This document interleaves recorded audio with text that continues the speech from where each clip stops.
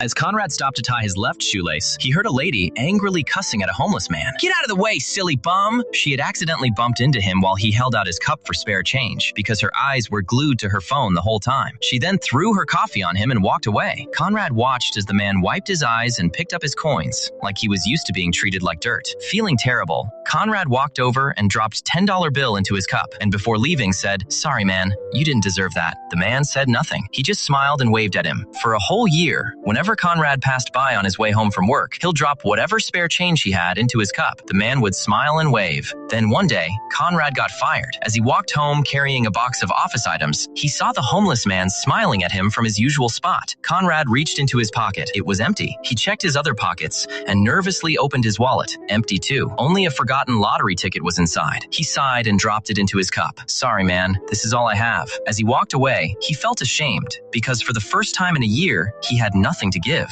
5 months passed, and despite applying to several places online, Conrad couldn't find work. Eventually, he was left on the streets at the same corner where the homeless man used to sit, but the man was gone. One evening, after starving for days, Conrad finally bought a cup of noodles. Just as he sat down to eat, 2 teenagers ran past. One kicked the noodles across the sidewalk. They laughed like it was nothing. Conrad lowered his head and cried. Suddenly, he looked up and saw someone sitting beside him. He was shocked. It was the same homeless man, now clean-shaven, wearing an expensive suit and looking like a different person. The man smiled and handed him an envelope. Inside was a check of $200,000. Conrad's hands began to tremble. Then, for the first time ever, the man spoke. "My good friend, you were the only person who treated me like a human being. Remember that ticket you gave me? I won $400,000. I kept coming back every day, hoping I'd find you and give you your half." Conrad opened his mouth but couldn't speak, only tears as he hugged the man tightly. Drop a heart if you believe kindness always comes back.